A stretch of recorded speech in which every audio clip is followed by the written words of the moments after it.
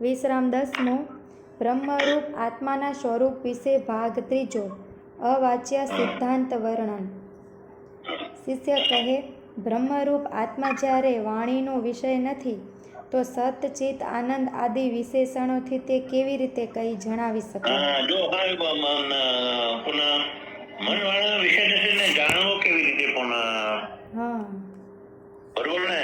હા તો એને જાણવા માટે પુનઃ મેન આરોપ। હા આરોપ મનવાળાનો વિષય છે પુનઃ। જો પુનઃ તને એક દાખલો દ્રષ્ટાંત દઉં। એક વખતે અકબર અને બીરબલ ફરવા નીકળ્યા। તે ફરતા ફરતા એક મોટું ખુલ્લું ગ્રાઉન્ડ આવ્યું। એક વિગત જો બાદશાહ આ ખુલ્લું ગ્રાઉન્ડ છે, મેદાન છે। એ કે ક્યાં છે મેદાન બતાવો ને। એ ઘણું સમજના છે કે મને અઠવાડિયાની મોડત આપો। અઠવાડિયાની મોડત આપી। પછી બીરબલે નક્કી કર્યું કે જ્યારે હું અહીંયા આવું બાદશાહ બે ત્યારે 400 માણસોને કુંડા સાથે તૈયાર કર્યા। અને 400 કુંડા વ્યવસ્થિત મેદાનમાં ગોઠવી દેવાના। અને હું જ્યારે કહું ત્યારે લઈ લેવાના। એ પ્રમાણે અઠવાડિયા પછી બાદશાહ ને બીરબલ ગયા, ઓર્ડર ગોઠવી દો। આ શું છે બાદશાહ કે આ તો બગીચો છે કે પછી કઈ તો કુંડા લઈ લો તો આ શું છે? મેદાન છે। તો મેદાન નહોતું જણાતું એના માટે આરોપ કર્યો ને બગીચાનો। હા અને બધા અપવાદ કર્યો ને એમ સત માટે આરોપ અને અપવાદ, ચિત્ત માટે આરોપ અને અપવાદ, આનંદ માટે આરોપ અને અપવાદ પણ મેન। જો પણ મેન આમાં એક છે આ બ્રહ્મ। આમાં આ કળા શું છે? બ્રહ્મ હે મન બાની અગોચર શાસ્ત્રો સંત કહે હૃદય આવે। વેદ વડે લક્ષણાદી રૂપથી વૃત્તિ વ્યાપ્તિ જનો મન લાવે। આ બ્રહ્મનું જ્ઞાન 3 રીતે થાય છે પૂર્ણ। શાસ્ત્ર અને સંત કહે છે કે મન વાણીનો વિષય નથી। વેદ કેમ છે? લક્ષણા વડે જાણી શકાય। અને જેને જાણ્યો એને વૃત્તિ વ્યાપ્તિ વડે જાણી પૂનમ બેન। આ 3 લક્ષણ છે। શાસ્ત્ર અને સંત કહે છે કે મન વાણીનો વિષય નથી।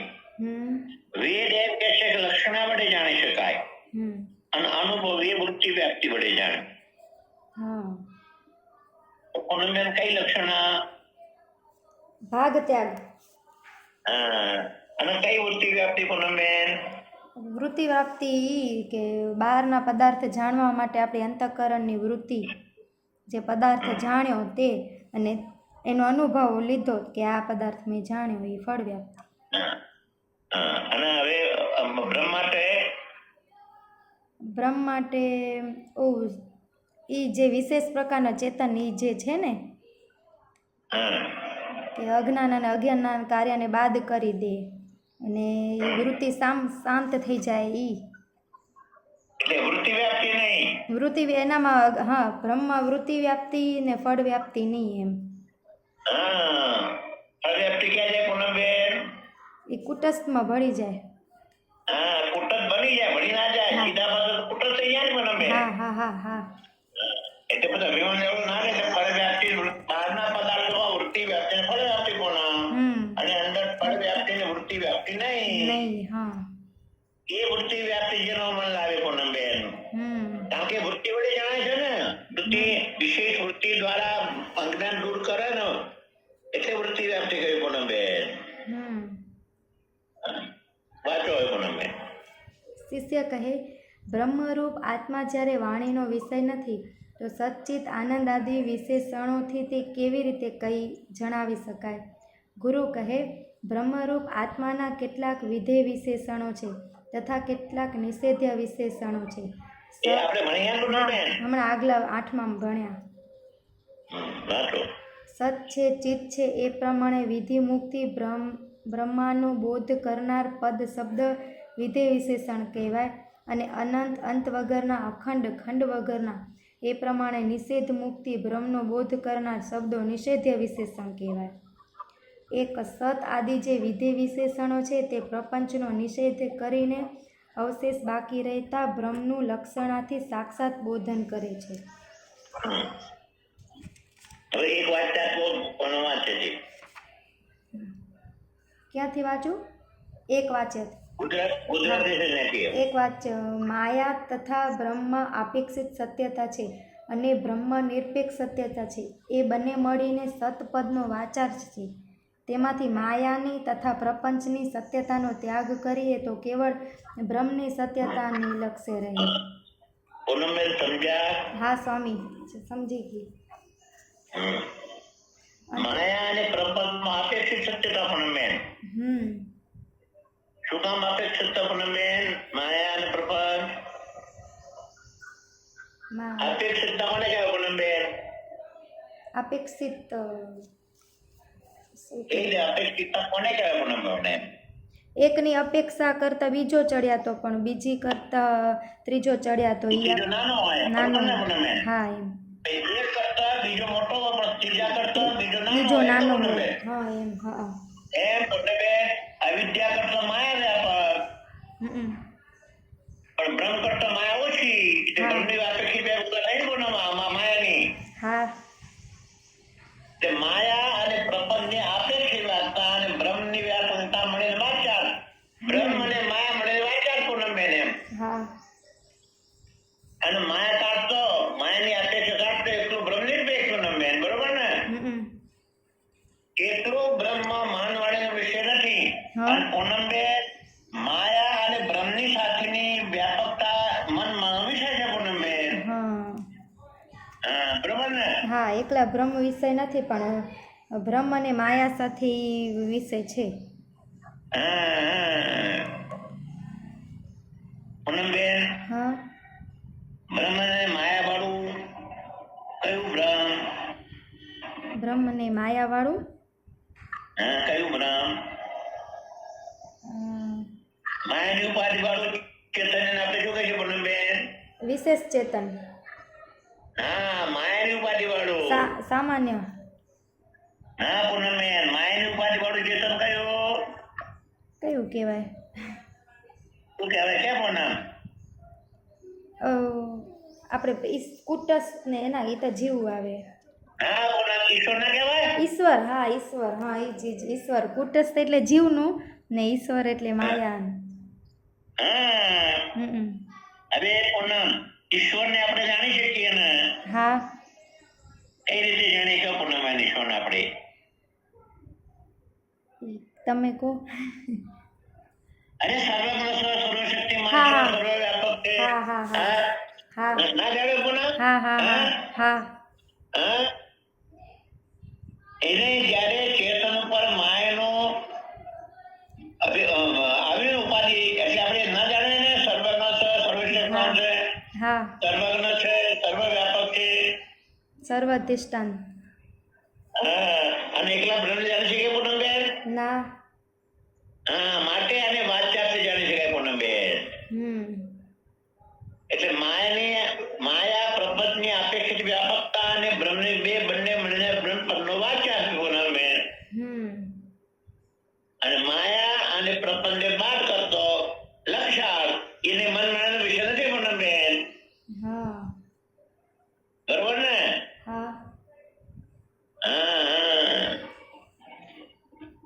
સ્ત્રીને પૂનમબેનની ઉપાધિ આપીએ તો પૂનમબેન નું જ્ઞાન થાય દરેક રીતે. ઉદાર છે, કંજૂસ છે, ક્રોધી છે, શાંત છે, જ્ઞાન થાય પૂનમબેન. પણ એકલી સ્ત્રીનું કઈ જ્ઞાન થાય? ના થાય. એટલે સ્ત્રી અને પૂનમબેન વાચાર અને પૂનમબેન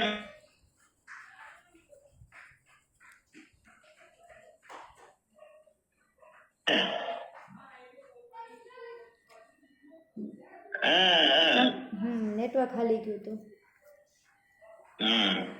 પૂનમબેન સ્ત્રી સાથે પૂનમબેન વાચાર તો પૂનમબેન નું જ્ઞાન બધું થાય. સહનશીલ છે, ક્રોધી છે, ઉદાર છે, લોભી છે, બધું જ્ઞાન થાય પૂનમબેન નું. પણ એકલી સ્ત્રી થઈ જાય તો? એકલી સ્ત્રી થાય તો કાંઈ ના થાય. પૂનમબેન એમ સ્ત્રી અને પૂનમબેન વાચાર અને પૂનમબેન વગર સ્ત્રી લક્ષાર્થ. એવી રીતે માયા ની અપેક્ષિત વ્યાપકતા અને ચેતન એ બંને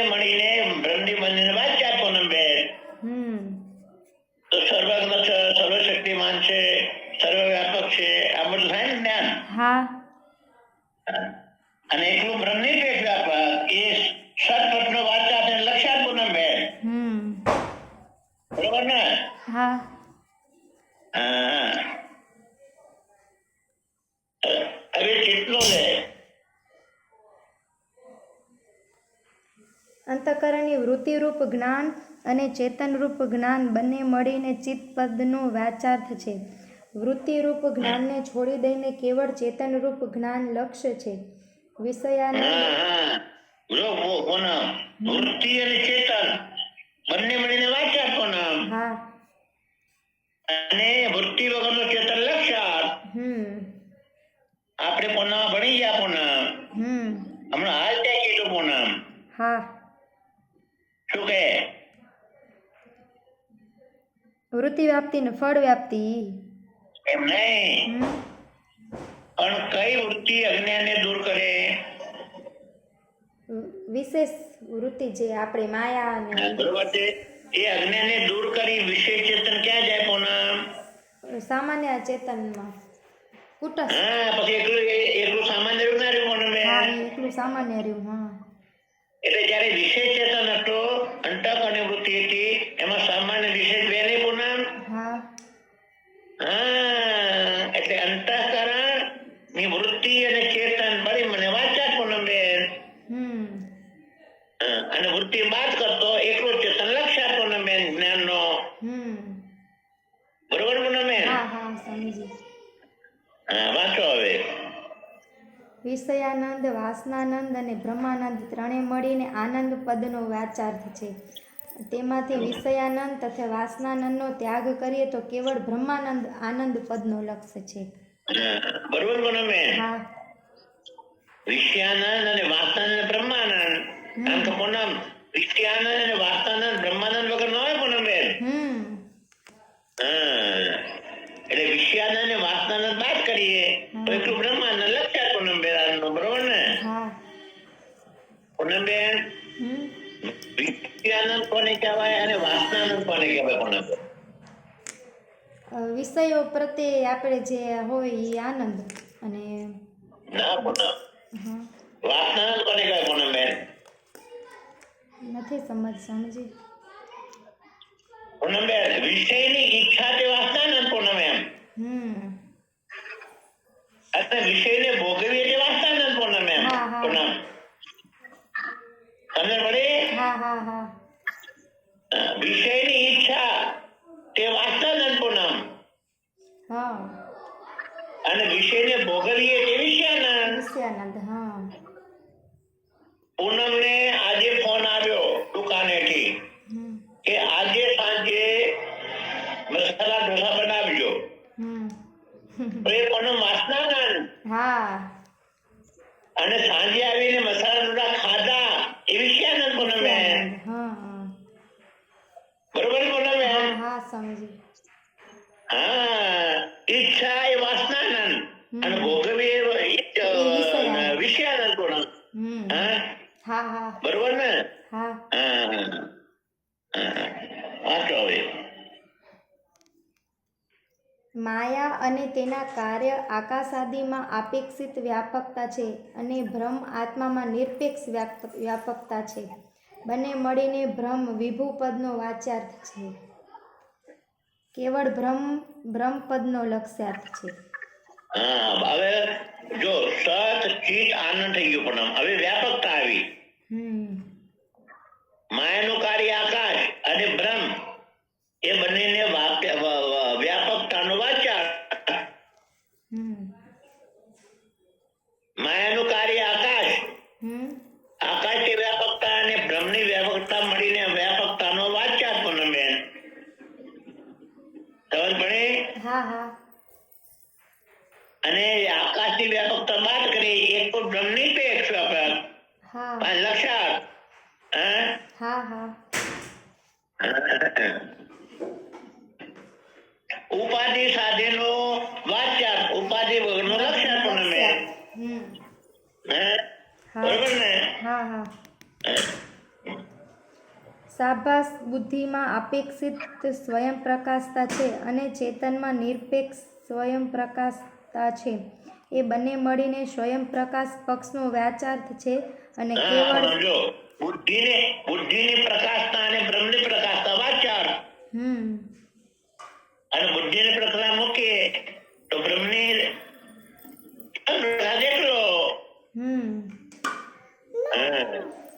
બુદ્ધિ બુદ્ધિ અને બ્રહ્મ વાચ્યા પ્રકાશતામો અને બુદ્ધિ મૂકી અને એકલો બ્રહ્મ સ્વયં વ્યાપક સ્વયં પ્રકાશ જો પણ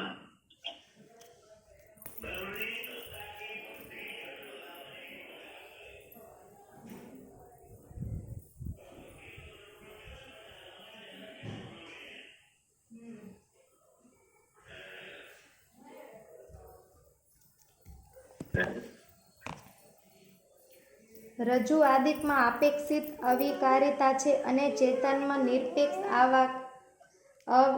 અવિકારિતા છે. એ બંને મળીને કુટસ્થ પદનો વાચાર્થ અને કેવળ ચેતન કુટસ્થ પદનું લક્ષ્ય છે. જો પણ અહીંયા રજ્જુ કીધી છે ને એની જગ્યાએ જીવ અને કુટસ્થની અપેક્ષિત વિકારિતા અને એટલો નિર્વિકાર જીવ વિકારી છે પૂનમ પૂનમ વિકારી કોને કહેવાય અને નિર્વિકાર કોને કહેવાય? જેનામાં વિકાર હોય તે વિકારી ને જેના વિકાર એટલે વારજે ઘડીએ પોતાની બુદ્ધિ બદલાય વિકારી પૂનમ. જીવ કોઈ વાર સુખી કોઈ વાર દુખી કોઈ વાર કરતા કોઈ વાર ભોગતા વિકારી થયો ને પૂનમ. અને કુટસ્થ માનસ એટલે અવિકારી થયો ને. એટલે કુટસ્થ અને જીવ મળીને અપેક્ષિત વિકારિતા અને એકલો કુટસ્થ નિર્વિકાર કોનો કોનો પૂનમ બેન?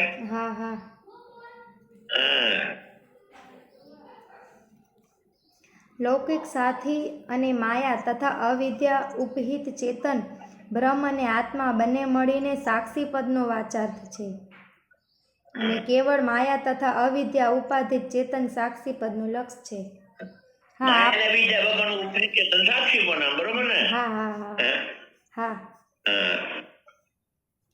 સાભાસ અંતઃકરણની વૃત્તિરૂપ દ્રષ્ટિ વડે વિશિષ્ટ સહિત ચેતન દ્રષ્ટાપદનો વાચાર્થ છે અને કેવળ ચેતન ભાગ દ્રષ્ટાપદનો લક્ષ્ય છે. અંતઃકરણની વૃત્તિ દ્વારા પદાર્થોને જાણીએ ને એટલે પદાર્થ આપણે દ્રષ્ટા થયા ને બેન. તો અંતઃકરણની વૃત્તિ અને ચેતન મળીને દ્રષ્ટા થયું પૂનમ બેન. અને અંતઃકરણની વૃત્તિ વગરનું એકલું ચેતન નિર્પેક્ષ દ્રષ્ટા. બરોબર ને? યજ્ઞનો ઉપદ્રષ્ટા યજ્ઞનો ઉપદ્રષ્ટા અને મીનાબેન ખબર પડે છે મીનાબેન?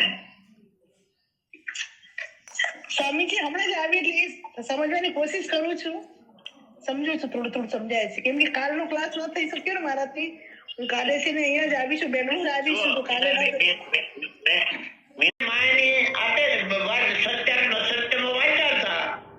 અને માયા બાર કરતો બ્રહ્મની નિર્દેશતા એ જ વાત કહી ને એમ.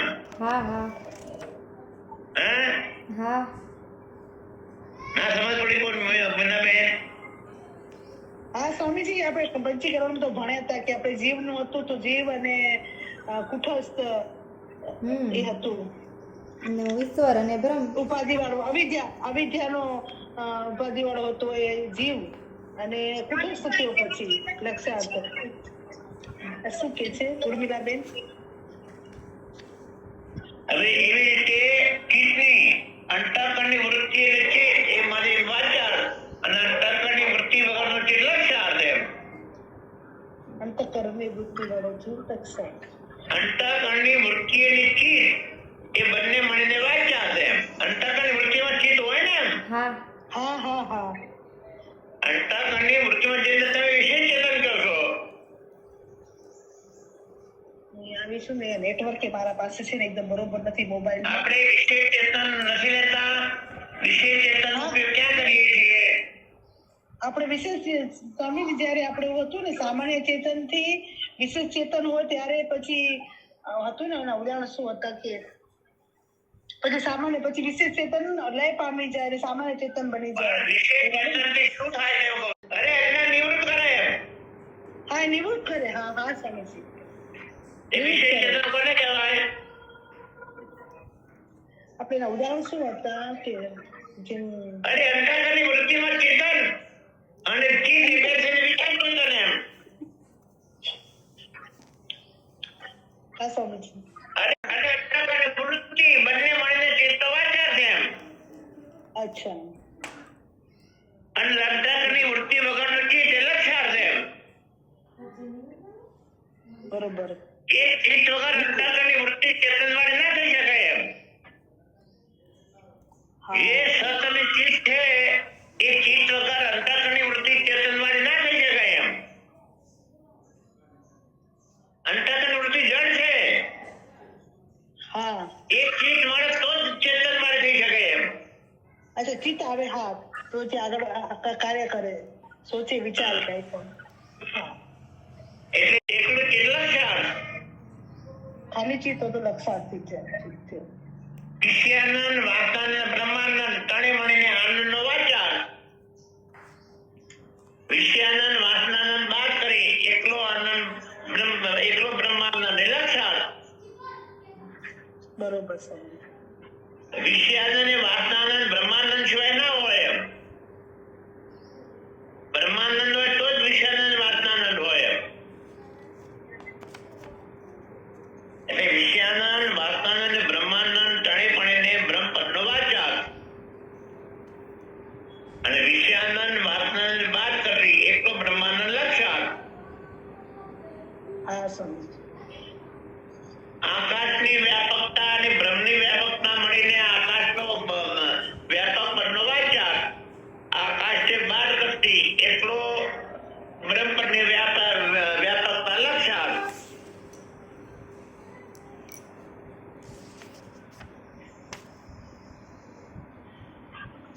આ વાચાર લક્ષાર શા માટે કરવામાં આવે? પૂનમ આ આપણે બ્રહ્મના સ્વરૂપને જાણવા. બ્રહ્મ શું છે? એ એમ કે છે ને મન બુદ્ધિ, સંતો કહે છે ને કે મન બુદ્ધિ તેનો વિષય નથી. એમને પૂનમ જે ભ્રમ છે મનવાળાનો વિષય નથી ને. હા એટલે એના ઉપર આરોપ નાખે તો મનવાળાનો વિષય થાય છે માટે આરોપ હા એમ. હા હા આરોપ એના માટે પૂનમ એમ. વાચાત એના માટે કે વાચાત મનવાણીનો વિષય છે પૂનમ. અને લક્ષાર્થ મનવાણીનો વિષય નથી. એટલે આને બાદ કરતો બાકી રહે તે સત્ય એમ. સત્ય. હા આને બાદ કરતો બાકી રહે તે ચિત્ત. આને બાદ કરતો બાકી રહે તે આનંદ. આને બાદ કરતો બાકી રહે તે વ્યાપક. એટલે વાચાત લક્ષાર્થ પૂનમ. હા બરોબર ને? હા હા હા. આપણે જો પૂનમ જીવને સમજી શકીએ, કુદરતને સમજી શકીએ પૂનમ બેન? ના સમજી શકીએ. પૂનમ બેન જીવને કેવી રીતે સમજી શકીએ આપણે? એ હવે ભાષામાં બોલતે નહીં આવડે. અરે પૂનમ જન્મ કરતા મોટા ભાઈ હા. એના જીવ એના હા, શું છીએ આપણે? હા એ જીવ હા. કરતા ભોગતા એ જીવ. અને બાદ જન્મ કરતા અવિદ્યાની મોટા ઉપાધિ એ વાળો જીવ આત્મા. છે એમ. હા. આપણે ઈશ્વરને સમજી શકીએ પૂનમ? હા સર્વજ્ઞ સર્વશક્તિમાન એ રીતે. હા. એ માયની ઉપાધિ એવી તો સમજો, આધાર તો સમજ્યા ને? હા હા એ ઉપાધિ આવે છે ને તો સમજી શકીએ, એકલા નથી સમજાતા. હા. એટલે આના ઉપર આરોપ કર્યા છે. હા, મન બુદ્ધિનો વિષય આરોપ છે. એટલે સમજવા માટે જે મન વડેનો વિષય નથી એને સમજવા માટે આરોપ પૂનમ બેન એમ. હા. હા એ પ્રમાણે વ્યાપકતાનો આપણે આકાશ સમજી શકીએ પૂનમ બેન. હા પણ બ્રહ્મની વ્યાપકતાને સમજી શકીએ પૂનમ બેન? ના. માટે આકાશનો આરોપ અને આકાશ ભગવાનનો એકલો બ્રહ્મ નિત્ય વ્યાપક. આપણે અંતઃકરણની વૃત્તિથી જાણી શકીએ પૂનમ બેન. હા એટલે સાપેક્ષ. પણ અંતઃકરણની વૃત્તિ વગરનો જે શુદ્ધ છે તે શુદ્ધ દ્રષ્ટા. આપણે અવિદ્યાની વૃત્તિ વડે સાક્ષ પદાર્થને જાણી શકીએ પૂનમ બેન. પણ અવિદ્યાની વૃત્તિ વગરનો જે છે તે શુદ્ધ સાક્ષી.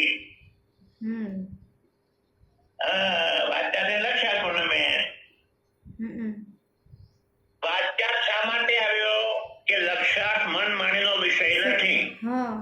અને વાચાક મન વાણીનો વિષય છે એટલે વાચાકને બાદ કરીને પછી લક્ષણ સમજી શકાય પણ બેન એમ પૂનમને સમજી શકાય સ્ત્રીને ના સમજી શકાય પૂનમ હા અચ્છા પૂનમનો આરોપ મતલબ પૂનમને બાદ કરવાની પછી એકલી સ્ત્રી વધે ને પૂનમ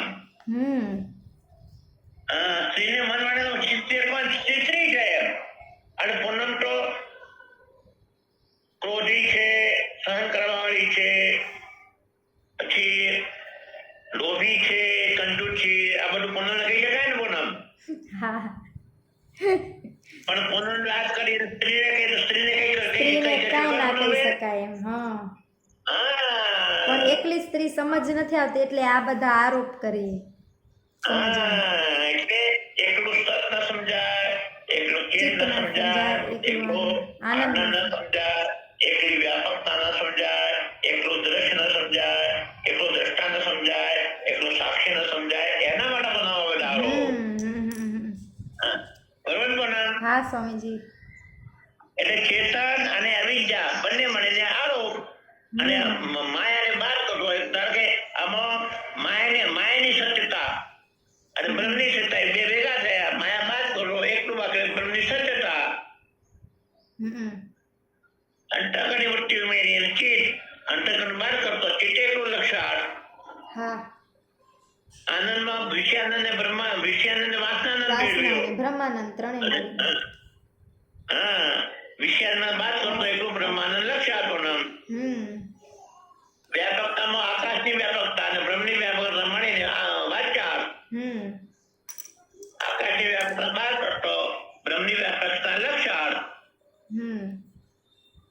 અંતઃકરણની વૃત્તિ સાથેનું દ્રશ્ય અંતઃકરણની વૃત્તિ બહાર કરતો નિરપેક્ષ દ્રશ્ય દ્રષ્ટા એમ અવિદ્યાની વૃત્તિ અને માયાની વૃત્તિ વાળું સાક્ષ્ય અને એકલો સાક્ષી એ લક્ષાર્થ બરોબર ને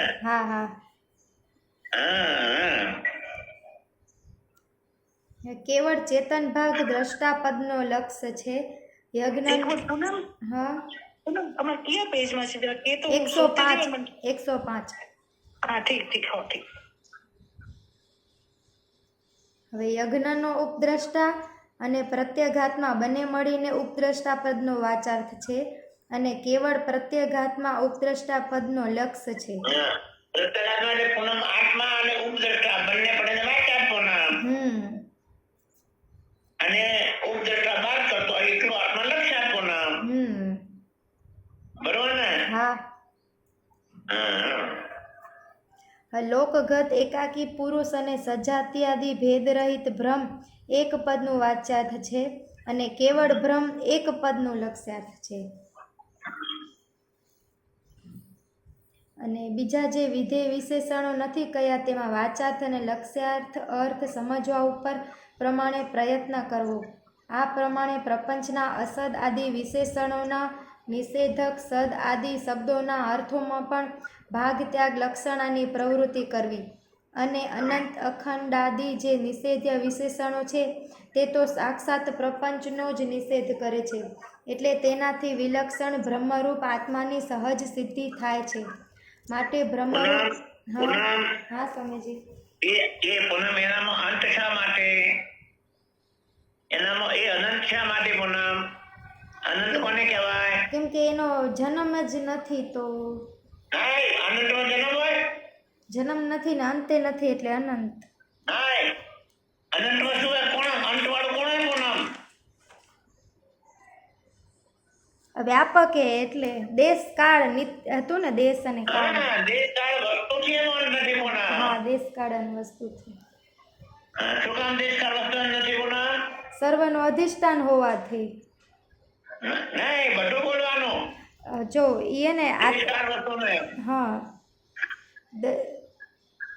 જેનો દેશથી કાળથી ને વસ્તુથી અંત ન હોય તેને અનંત કહેવાય પણ દેશથી શું કામ અંત નથી એમ નિત્ય છે માટે દેશથી અંત નથી એમ નિત્યમાં દેશ હોય અને નિત્યમાં દેશ ના હોય ના સ્વામીજી ત્રણ શા માટે આવે પૂનમ? નિત્ય છે માટે કાળથી પરિચિત નથી એમ. હા ને બ્રહ્મ સર્વવ્યાપક છે એમ. હા, વ્યાપક હોવાથી દેશથી એમ પૂનમ. વ્યાપક હોવાથી દેશથી નથી એમ. હા. નિત્ય હોવાથી નિત્ય છે કાળથી માટે નથી. કાળથી નથી. હા. અને બ્રહ્મ સર્વનું અધિષ્ઠાન છે એટલે આત્મા બ્રહ્મથી સર્વાધિષ્ઠાન હોવાથી વસ્તુથી નથી એમ પૂનમ. હવે પૂનમ બીજું અખંડ છે. અખંડ શા માટે પૂનમ એ? અખંડ આમ ઓલું શું કહેવાય, એનો અંત જ નથી એમ. શું કામ અખંડ પણ? કોને અખંડ કહેવાય પૂનમ? કાલે ભણે આપણે. હા, એક જ મિનિટ કહું. એ જીવ અને ઈશ્વરના ભેદમાં જીવ અને જળનો. એનામાં 5 ભેદ ના હોય ને અખંડ એમ. હા. એ બધા ભેદ હતા ને, જીવ અને ઈશ્વરનો ભેદ, જીવોનો પરસ્પર ભેદ અને આત્મા, એ બધા ભેદથી રહિત સજાત્ય વિજાત. જો જીવ અને ઈશ્વરનો ભેદ, જીવોનો પરસ્પર ભેદ, જીવ અને જળનો ભેદ, જળ અને ઈશ્વરનો ભેદ, એક જળ વસ્તુનો બીજી જળ વસ્તુ સાથે ભેદ અને સજાત્ય વિજાત્ય અને સ્વગત ભેદ. એ 3 પ્રકારના ભેદ માટે અસંગ છે. સજાત્ય વિશેષ માટે અસંગ છે અને ભેદથી રહી છે માટે અસંગ છે પૂનમ બેન. હા.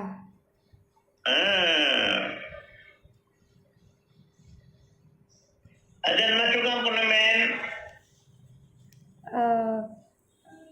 આત્માનું જન્મ મરણ જ નથી એમ. શું કામ પણ જન્મ માને શું વાંધો હવે? તો પછી એનો અંત બતાડવો પડે ને એમ, એટલે એને ખાલી હા, પણ જન્મ મરણ વાળો આત્મા માને પૂનમ બેન વાલો શું આવે? હું ભૂલી ગઈ સ્વામીજી. કાંઈ એમ એટલું મને અરે આ પ્રતાપ દોષ આવે. દોષ આવે. હા, એટલે દ્વૈત થાય ને એમ. નહીં, આ પ્રતાપ તમને પ્રતાપ દોષ આવે ને એમ. હા. આત્માને જન્મ વાળો માનીએ તો પહેલા કરેલા કર્મ ભોગવવા ના પડે ને. હા. અને મરણ વાળા માણસ વાતાને કર્મ ન ભોગવવા પડે ને એમ. હા. હા. એટલે આત્મા જન્મ. અધિકારી શું કામ? વિકાર રહિત હોવાથી અવિકારી એમ. કયા વિકાર? ઘડાને કેમ ઘડા જન્મેરો મોટો થાયરો એમ, પણ એ આત્માને એમ નથી એમ. કયા વિકાર જે આત્મા નથી?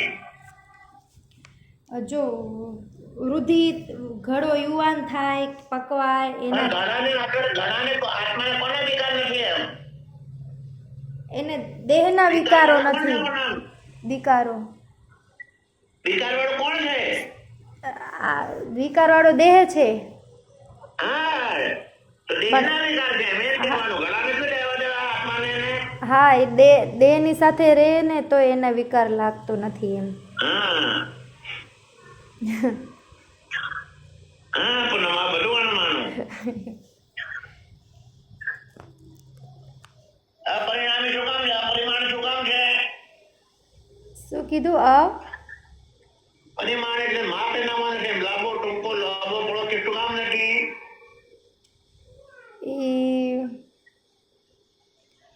એટલે ઈ વ્યાપક હોવાથી ઈ ને ઈ બધું સ્થૂળનું, એટલે ઈ લાંબો ટૂંકો બધું હોય ને સ્થૂળનું હોય, પણ આત્મા તો સૂક્ષ્મ છે એટલે. હવે પૂનમ એ અવ્યય કઈ રીતે? હમણાં આવ્યું ને કે મન ઇન્દ્રિય વાણીનો અગોચર હોવાથી તે અસ્પષ્ટ.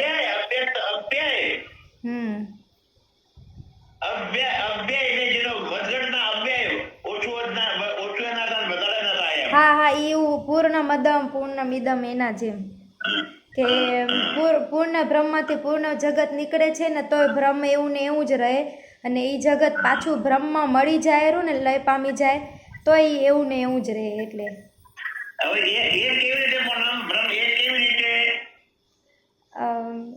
આ એક કેમ કે એનો નાશ જ નથી ને, એટલે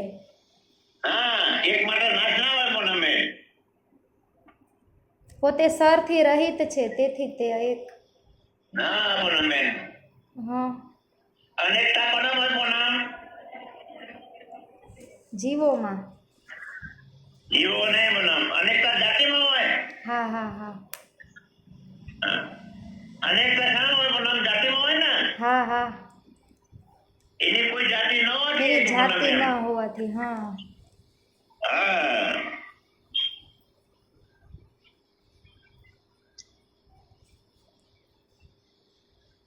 અચ્છા પૂનમબેન, ના ભાઈ. બીજા આ પ્રમાણે પ્રપંચના અસદ આદિ વિશેષણોનો નિષેધ આદિ શબ્દોના અર્થમાં પણ ભાગ ત્યાગ લક્ષણાની પ્રવૃત્તિ કરવી અને અખંડ અનંત અખંડ આદિ જે નિષેધ વિશેષણો છે તે તો સાક્ષાત પ્રપંચનો જ નિષેધ કરે છે. એટલે તેનાથી વિલક્ષણ બ્રહ્મરૂપ આત્માની સહજ સિદ્ધિ થાય છે. માટે બ્રહ્મરૂપ આત્મા અવાચ્ય હોવાથી કોઈ પણ વિશેષણથી કહી શકાતો નથી. શિષ્ય કહે, સદ આદિક વિધે વિશેષણ પ્રપંચનો નિષેધ કરીને અવશેષ બાકી રહેતા બ્રહ્મનો કેવી રીતે બાદ કરે છે? ગુરુ કહે, સત કહેવાથી અસતનો નિષેધ થાય છે. બાકી રહ્યું સત સ્વરૂપ તે લક્ષણાથી સિદ્ધ છે. અને ચિત્ત કહેવાથી જળનો નિષેધ થાય છે. બાકી રહ્યું ચિદરૂપ તે લક્ષણાથી સિદ્ધ છે. અને આનંદ કહેવાથી દુઃખનો નિષેધ થાય છે. બાકી રહ્યું આનંદ સુખ રૂપ તે લક્ષણાથી સિદ્ધ છે. બ્રહ્મ કહેવાથી પરિચ્છિન્નનો નિષેધ થાય છે. બાકી રહ્યું વ્યાપક તે લક્ષણાથી સિદ્ધ છે. સ્વયં પ્રકાશ કહેવાથી પરપ્રકાશનો નિષેધ થાય છે. બાકી રહ્યો સ્વયં પ્રકાશ તે લક્ષણાથી સિદ્ધ છે. અને કુટસ્થ અવિકારી કહેવાથી વિકારીનો નિષેધ થાય છે. બાકી રહ્યો અવિકારી તે લક્ષણાથી સિદ્ધ છે. અને સાક્ષી કહેવાથી સાક્ષ્યનો નિષેધ થાય છે. બાકી રહ્યો સાક્ષી તે લક્ષણાથી સિદ્ધ છે. આ પ્રમાણે બીજા દ્રષ્ટા ઉપદ્રષ્ટા એક વગેરે વિધે વિશેષણ વિશે પણ નિર્ણય કરવો. શિષ્ય અનંત આદિ નિષેધ્ય વિશેષણ પ્રપંચનો નિષેધ કેવી રીતે કરે છે? ગુરુ કહે, અનંત કહેવાથી દેશકાળ વસ્તુકૃત પરિચ્છિન્નનો નિષેધ થાય છે. બાકી રહ્યું અનંત તે અર્થથી લક્ષણાથી સિદ્ધ છે.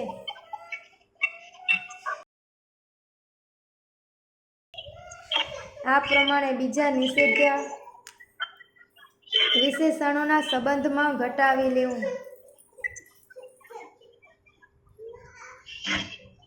આ વિશેષણોનો આવો અર્થ કરવાનું શું પ્રયોજન છે? ગુરુ કહે, ચેતનને મનવાણીનો અવિષય કહેનારી શ્રુતિના અર્થ સાથે મળવાપણું છે એ બતાવવા આ વિશેષણો આ પ્રમાણે અર્થ કર્યો છે. હા, મનવાણીનો વિષય. હા કીધું તમે. હા હા હા ઓલા રૂમમાં ગુણ ક્રિયા જાતિ અને સંબંધાદિક જે શબ્દની અને મનની પ્રવૃત્તિના નિમિત્તરૂપ ધર્મ છે તે ધર્મો બ્રહ્મમાં નથી, પરંતુ ધર્મ રહિત હોવાથી બ્રહ્મ નિર્વિશેષ છે. માટે શ્રુતિ પણ તેને મનવાણીનો વિષય કહે છે. અથવા જે કંઈ બોલવાનું છે તે દ્વૈતમાં થાય છે, અદ્વૈતમાં નહીં. માટે આ વિશેષણોનો આવા અર્થ કરવાથી શ્રુતિ વિરુદ્ધ દ્વૈતની સિદ્ધિ થતી નથી અને અદ્વૈત તત્વ સ્વરૂપ સહજ સમજી શકાય છે.